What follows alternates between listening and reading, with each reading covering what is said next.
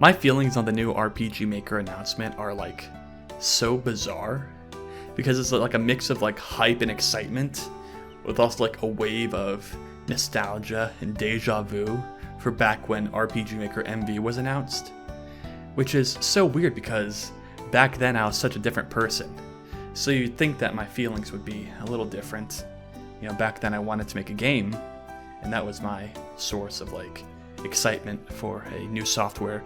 But now it's like I'm just passionate about these styles of software, and I'm curious about what kind of choices and designs they have gone with for new iterations, especially for the main boy himself, RPG Maker.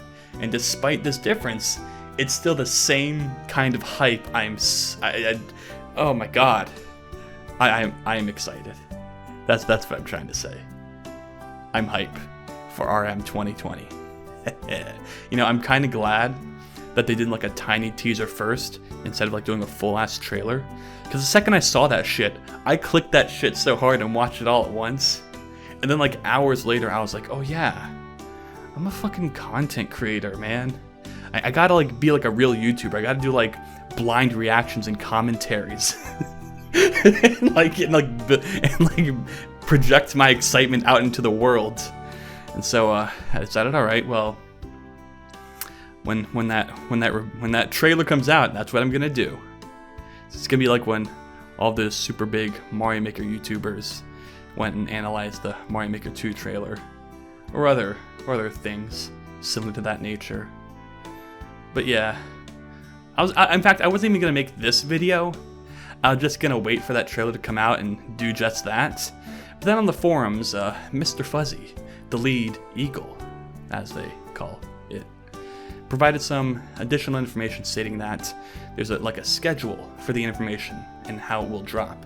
And it's going to occur over the next several weeks, with next week being the first time they'll drop more info. And then it's like, okay, well then, that implies that, this information is just going to be slowly fed into the community instead of dropped all at once in a huge-ass trailer. So if that's the case, I went ahead and I decided to change my approach.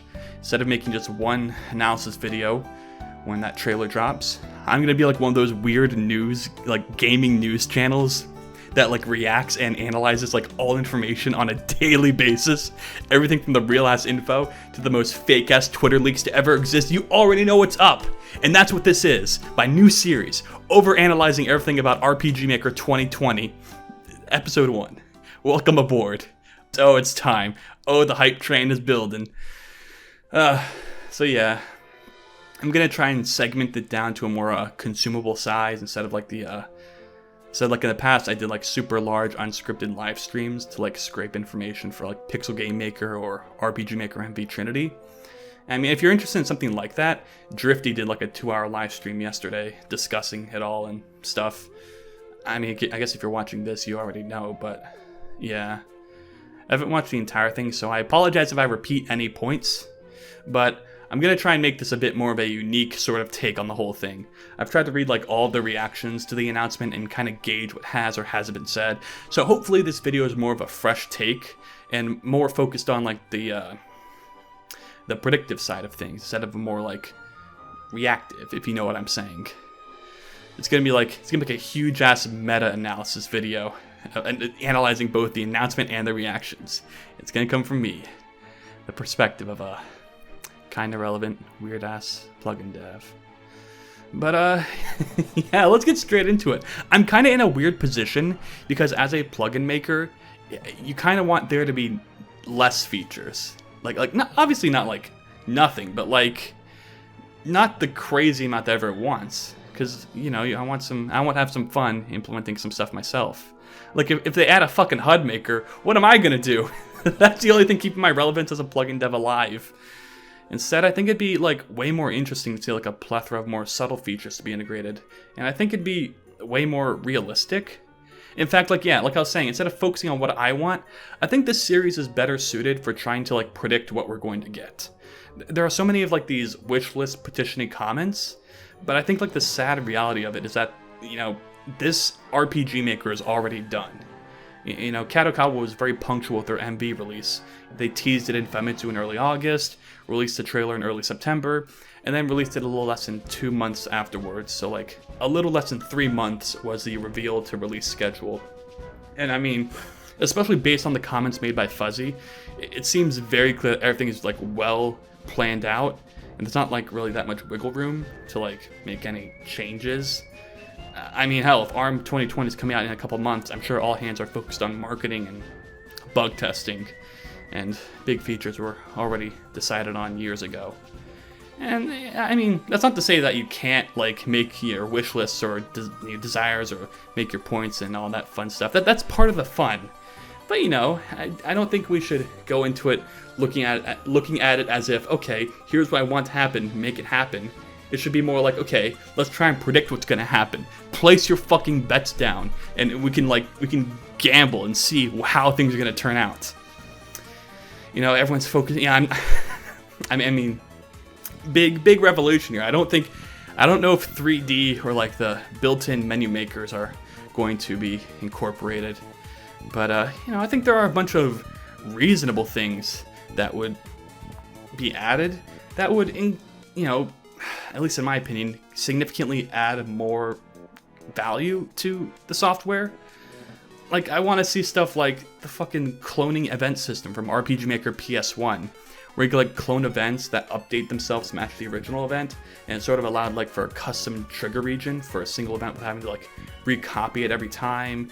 Or like, you know, the preview for the character movement events that we saw in Trinity. There's almost like a brilliance behind like incorporating these features, because everyone's so distracted by the big things that when these small things, you know, get revealed, probably, it's gonna like build up the hype, blow people's minds because they don't see it coming, and it's, yeah, I mean, take for example like fucking like when they undoubtedly reveal an editor option to set the window size, like from Yanfly's core engine, it seems like, oh shit, they took the effort to add important plugins to the editor, even though like that feature is the most common sense and easiest thing to incorporate, and there's no way they also included all the other important things from Yanfly's core engine. But yeah, I don't know. It's gonna be hype as hell though, and I'm ready. I'm ready. Just yeah.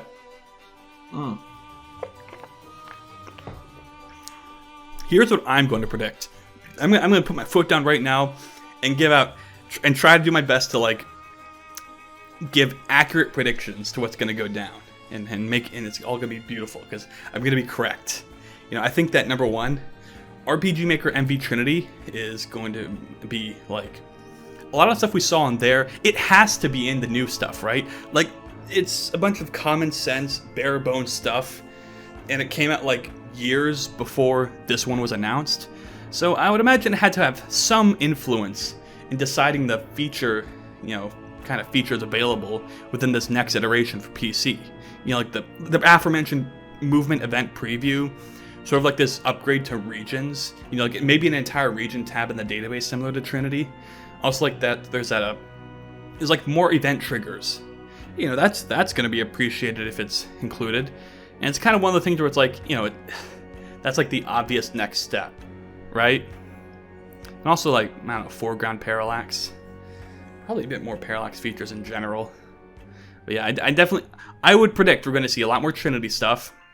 I mean, we'll get a taste of some, you know, Yanfly upgrades that they did over the course of MV, such as, you know, the aforementioned resolution configuration, some basic window options, probably some text/color macros, and more codes for the messaging system. And I mean, yeah, something like that, right? That has to happen. And then, I mean, based on what Fuzzy said, specifically by the way they worded it, I'm pretty sure we're getting like custom tile sizes for maps.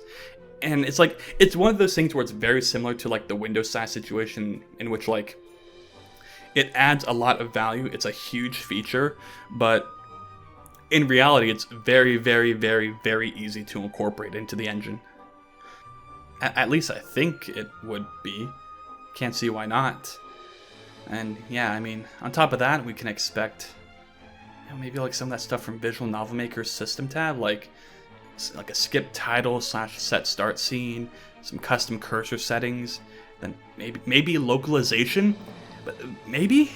But that's the thing about localization, right? Like, it's a pretty big addition. It's really difficult to do, and it's even more difficult to do it correctly. And we're usually only get like 2 or 3 large, like, high-effort features for each RPG maker. You know, for example, MV's 2 big additions were like side view battles and like more export options, and that was pretty much it. The rest of it was kind of like, you know, small scale stuff.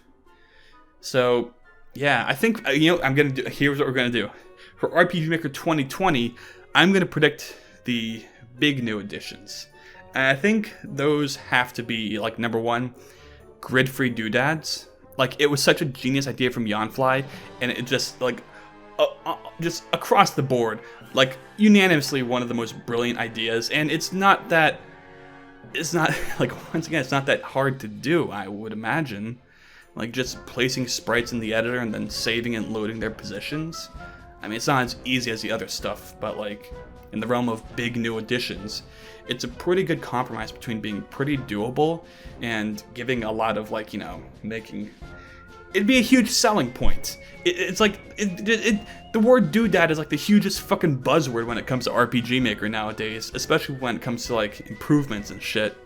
So, I would be pretty surprised if RPG Maker 2020 did not have it as, like, one of its main selling points. I promise you, the first moment we get information, that's what it has to be, right?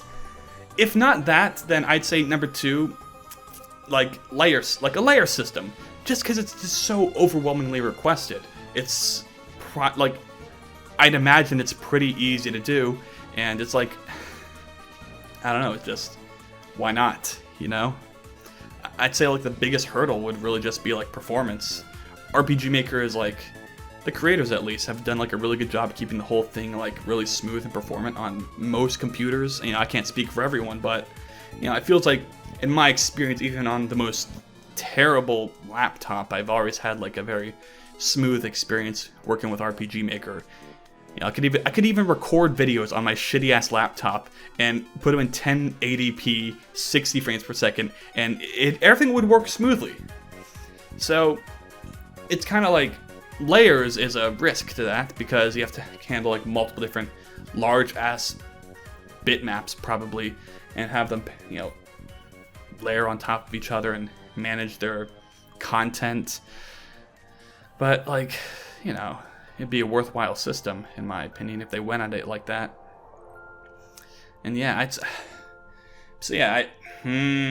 don't know. I don't know, man. I guess for the third, okay, I'm gonna predict those 2: grid-free doodads, layer system, and for a third, like, huge addition, it has to be editor extensions, right? Like, every other Maker engine has some form of editor extensions, and at this point, it only makes sense for RPG Maker to follow through.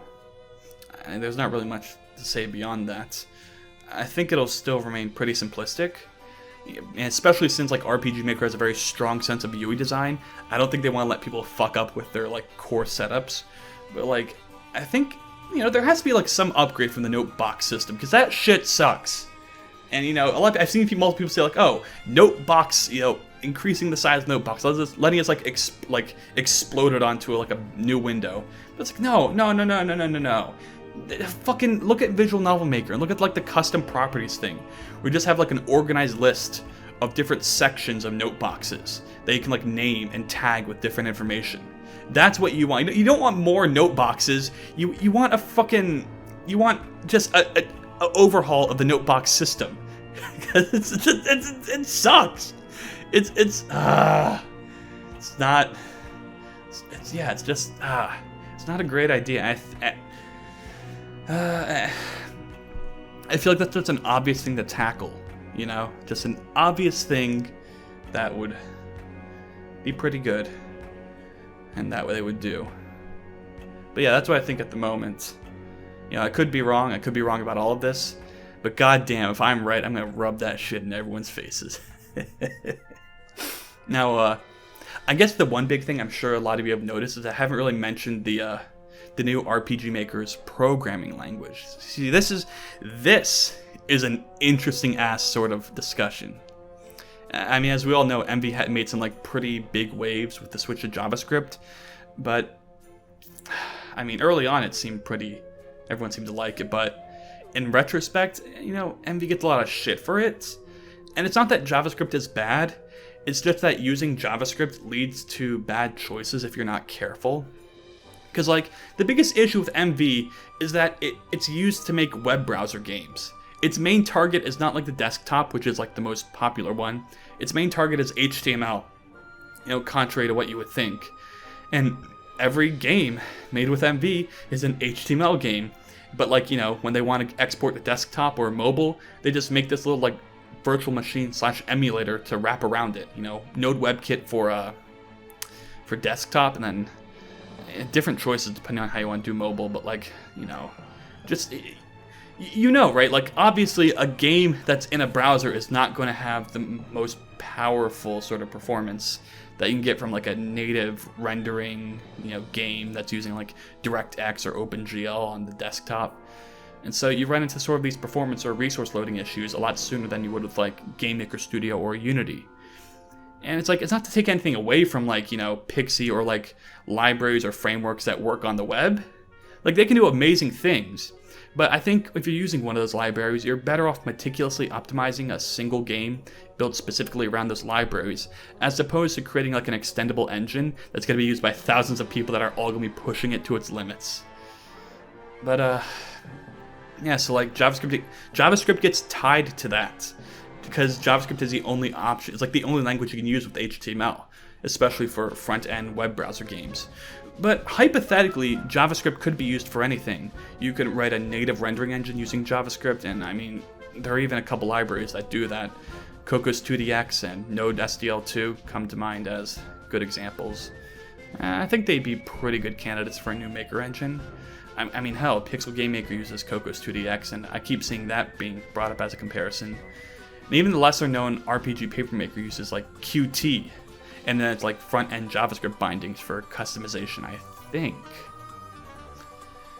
You know, I'll just say it. In my opinion, in my very subjective opinion, I would say JavaScript is the perfect scripting language and the one most suited for a maker engine.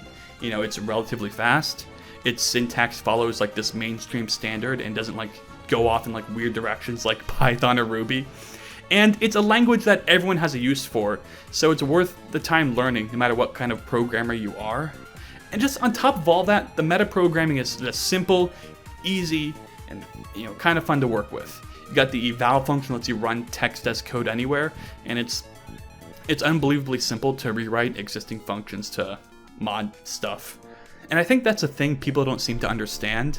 I've seen like a shit ton of people asking for C#, you know, like C# is an amazing language, it's fucking sick as hell, but it would not work as a maker language because you can't rewrite functions and run arbitrary text as code. Those two things are absolute necessities for making, you know, plugins exist in RPG Maker. And, you know, people don't seem to understand that you need those like non-typed languages like JavaScript and Ruby to, you know, make plugins possible to begin with. I mean, yes, technically you can like make libraries to modify existing functions and evaluate and, you know, eval text in C#, but the difficulty spike for that is like astronomically more difficult. It's way more prone to error. It's not really, you know, what the language is built to do, and it's especially not safe or production ready. So yeah, I mean, who knows? Maybe you could pull it off, but C# is definitely not feasible. Now don't get me wrong, okay?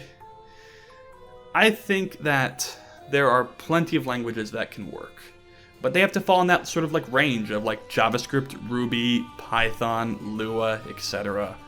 You know, you can't really stray too far from something that can't be like modified during runtime, you know? But out of all of those, I think JavaScript is objectively by far the best option for the aforementioned reasons. It's just so simple and nice and perfect. But I'll say it again, don't get me wrong on that point though, because as much as I like JavaScript, I would hate it to be what the next RPG Maker uses because it's just so fucking boring. You know, I hate Python's design, but if you told me the next RPG Maker would use it, I would be on that shit simply because it's just so much fun to write code in languages you don't usually write code in. and especially in an environment where like you can, you know, push out and pump out like tons of products really fast and easy. You can just play around with the code all you like. You know, I want it to be fun. I want it to be like Python or Lua with like they have all these like weird features that you can play around with, like decorators in RPG Maker. Could you imagine that shit? That'd be crazy. Think of what you can do. Oh my god. So yeah, I mean, to be completely honest, I wish we could have Python. That would be what I want to see. Because as much as JavaScript is the perfect option, it's because it's so perfect, it's kind of boring. But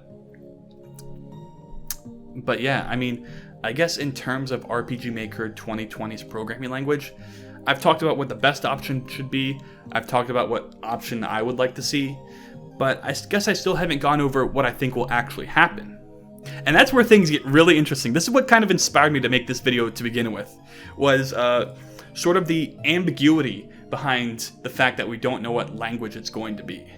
Now, I'm gonna tell you right now, I'm gonna go into like super crazy conspiracy, like over analytical mode, but you know, that's what this video is about. You know, I like, oh my god, what spawned this sort of crazy like idea of like, oh my god, what could it be? Was this last sentence written by Fuzzy in the RPG Maker forums where it says, I will say though, that plugin creators will have a familiar environment to work with. And it's like, you know, that was a response to people being like, okay, well, our plugin developer is going to stick around. Or it's like, yeah, of course, you know, it's always been the same every time. Even if they don't, there's always going to be new people to rise up, you know, so it's not a big deal. But this was so interesting because it's like a sentence that like so overwhelmingly points towards like, okay, well, clearly the next RPG Maker is going to be using JavaScript in Pixie 5, right? Like that's what that sentence has to mean, right? What else could a familiar environment be? But it's like if you're trying to hide the fact or like trying to keep it ambiguous, like what language it's going to be. Like, would you say that? Would you say something so obvious?